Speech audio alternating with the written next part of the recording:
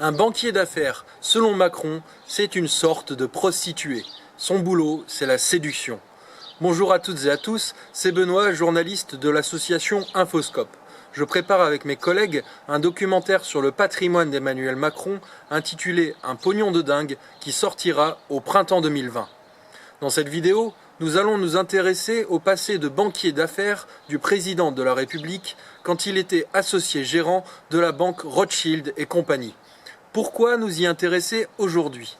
Parce que son entrée précoce dans le monde des affaires est révélatrice de ses réseaux comme de ses centres d'intérêt professionnels. Ensuite, parce que travailler pour la banque d'affaires Rothschild n'a rien d'insignifiant. Sa seule expérience dans le privé, grâce à laquelle il a gagné des millions d'euros aujourd'hui évaporés, a façonné le bonhomme et sa vision du monde. Enfin, parce que le jeune loup de la finance est devenu le jeune loup de la politique. Macron a séduit les financiers et les industriels qu'il conseillait et jouer de son charme auprès d'eux lui a été bien utile pour accéder à l'Élysée. Pour commencer, Rothschild et compagnie n'est pas une banque comme les autres. C'est une banque d'affaires. Ses seuls clients sont les multinationales et les fonds d'investissement derrière lesquels se trouvent les plus grandes fortunes de la planète. Elle est présente dans plus de 40 pays et brasse énormément de capitaux. En 1982, la banque Rothschild est nationalisée par François Mitterrand. En 1983, David de Rothschild recrée une nouvelle entité privée, Rothschild et compagnie. Comment Macron est-il devenu banquier d'affaires pour Rothschild et compagnie? Pour le comprendre, il faut retracer son parcours. En 2004, Emmanuel Macron obtient son diplôme de l'ENA, l'École nationale d'administration, qui forme les hauts cadres de la fonction publique d'État. À sa sortie de l'école, il intègre l'inspection générale des finances, où il ne reste que 3 ans. En mai 2007, Nicolas Sarkozy est élu président de la République et commande auprès de Jacques Attali un rapport pour relancer la croissance en France.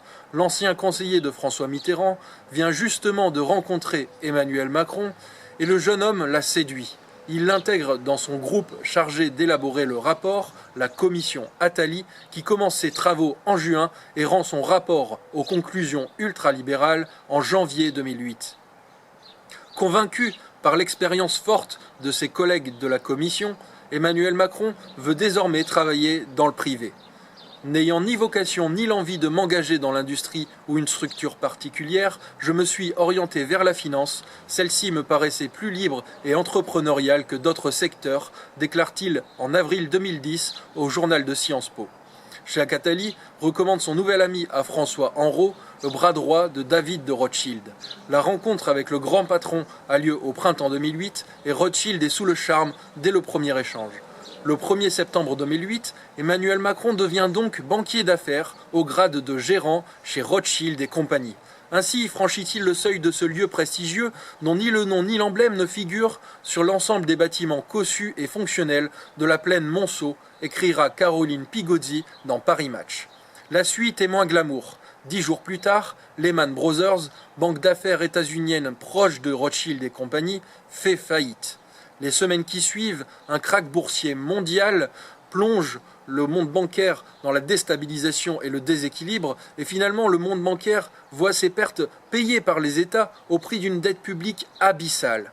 Être banquier d'affaires après Lehman Brothers n'est pas tout à fait la même chose qu'avant, déclare Macron en 2010, non sans regret. Emmanuel Macron gagne néanmoins très bien sa vie, d'autant qu'il gravit les échelons. Il devient en décembre 2010 le plus jeune associé gérant de Rothschild et compagnie. Son salaire fixe est de 137 000 euros en 2009, 356 000 euros en 2010, puis 400 000 euros en 2011, sans compter les bonus. Le job de Macron chez Rothschild, c'est la fusion-acquisition, la FUSAC dans le jargon de la finance.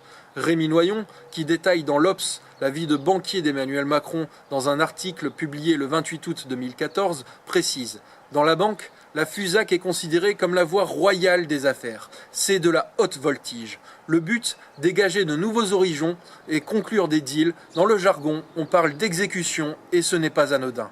Vendre une filiale, fusionner avec une entreprise. Quand des emplois sont en jeu, on appelle ça des doublons. Au quotidien, le banquier Macron conseille ainsi les multinationales dans leur stratégie d'expansion. Il négocie en leur nom quand il s'agit pour elles d'acheter une filiale concurrente ou de fusionner pour conquérir de nouveaux marchés ou se débarrasser d'un secteur encombrant. Et quand il y a des centaines, voire des milliers d'emplois en jeu, ils ne sont jamais la priorité, ce ne sont que des doublons. Dans cet exercice, Emmanuel Macron excelle. Il s'occupe de Prestalis, de Sophie Protéol ou encore de la reprise d'une branche de Siemens par Atos pour 850 millions d'euros le 15 décembre 2010, un deal qui vaut à Macron d'être catapulté à ceci gérant. Une partie de son temps est dédiée à l'influence, rapporte Rémi Noyon. Ainsi, il conseille bénévolement la Société des rédacteurs du Monde lorsque le trio Berger, Niel et Pigasse s'apprête à reprendre le quotidien fin 2010. Macron est alors soupçonné de favoriser Prisa, un groupe espagnol qu'il conseillera un an plus tard lors d'une restructuration financière. Prisa parvient à devenir l'un des principaux actionnaires du monde, un travail d'influence pas tout à fait bénévole donc.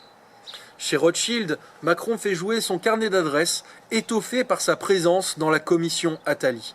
Peter Brabeck, le PDG autrichien du géant de l'agroalimentaire Nestlé, en faisait partie. Les deux hommes continuent de se voir régulièrement et cette confiance mutuelle sera rentable pour le banquier. Début 2012, le géant pharmaceutique américain Pfizer met en vente sa division nutrition infantile, détaille le journal en ligne Swiss Info. Nestlé s'adresse à Rothschild et compagnie pour gérer la négociation. Un petit exploit pour Macron, le groupe suisse n'avait jamais été client de Rothschild. Dans cette affaire, rien n'est joué. En face, la banque Lazare, concurrente directe de Rothschild, conseille Danone, favorite de la course.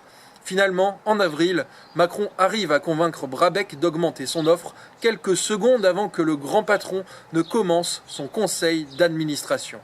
Racontera Mark Underveld, auteur de l'ambigu Monsieur Macron, publié en 2015. Le deal est scellé pour 11,9 milliards de dollars, soit 9 milliards d'euros dont il a touché une partie, personne ne sait combien, écrit Daniel Schneiderman le 27 août 2014. En recoupant les déclarations d'Emmanuel Macron et des principaux témoins, nous pouvons estimer les primes du banquier pour l'ensemble de son œuvre chez Rothschild et compagnie aux alentours de 2 millions d'euros bruts. Avec le bonus de l'affaire Nestlé, Macron a gagné, selon ses propres mots à l'époque, assez pour être à l'abri du besoin jusqu'à la fin de ses jours. Pourtant, début 2017, le candidat déclare un patrimoine net inférieur à 70 000 euros. Cette contradiction majeure, c'est tout l'objet de l'enquête que nous menons et que nous retracerons dans le documentaire « Un pognon de dingue ». Du reste, il est difficile d'en savoir plus sur les années Rothschild du président de la République. Macron s'est-il un jour planté ? Quelles sont les autres sociétés pour lesquelles il a travaillé ? Se demande Rémi Noyon. Chez Rothschild, où consigne a été donnée de ne pas bavarder, on répond aux journalistes « le secret, c'est le secret ». Comprendre le secret du métier de banquier, c'est le secret des affaires. Et on ne bavarde pas. Les seuls qui acceptent de parler sont les patrons, qui ne tarissent pas d'éloges sur Emmanuel Macron. Il est extrêmement intelligent et courageux, selon David de Rothschild. Pour François Henrot, Emmanuel aurait été, s'il était resté dans le métier, un des meilleurs en France, sans doute même en Europe. Et Macron lui-même, qu'en dit-il ? Le métier de banquier d'affaires n'est pas très intellectuel. Le mimétisme du milieu sert de guide, confie-t-il à la journaliste Martine Orange dans son livre sorti en 2012, Rothschild, une banque au pouvoir. Interrogé une fois devenu ministre sur la fonction de banquier d'affaires, Emmanuel Macron déclare « On est une sorte de prostituée. Le boulot, c'est la séduction. » C'est dans le Wall Street Journal du 8 mars 2015, journée internationale de lutte pour les droits des femmes. Ça ne s'invente pas. Pour conclure, l'expérience de Macron chez Rothschild et compagnie, qui se conclut en mai 2012 quand il intègre le cabinet de François Hollande, lui aura été bien utile pour sa carrière politique. En avril 2016, il crée son mouvement En Marche et le journaliste Édouard Lamort raconte à ce moment « Le jeune loup socialiste prévoit de passer à la vitesse supérieure en dînant avec des banquiers et des chefs d'entreprise à l'invitation d'un cadre de Goldman Sachs afin de lever des fonds. » Emmanuel Macron a rapporté beaucoup d'argent à ses clients et patrons qui lui en ont rendu une partie pour qu'il accède à la magistrature suprême. C'est ainsi qu'il est devenu le président des riches. Pour davantage d'informations, d'articles, de vidéos et d'enquêtes sur Emmanuel Macron, rendez-vous sur les réseaux sociaux pour suivre notre page Un pognon de dingue. Notre documentaire est 100% indépendant et autofinancé, c'est pourquoi nous comptons sur vous pour le faire connaître. Bonne journée à toutes et à tous, profitez de vos vacances, bon courage à ceux qui travaillent, à la prochaine. On met un pognon de dingue dans des minima sociaux, les gens ils sont quand même pauvres.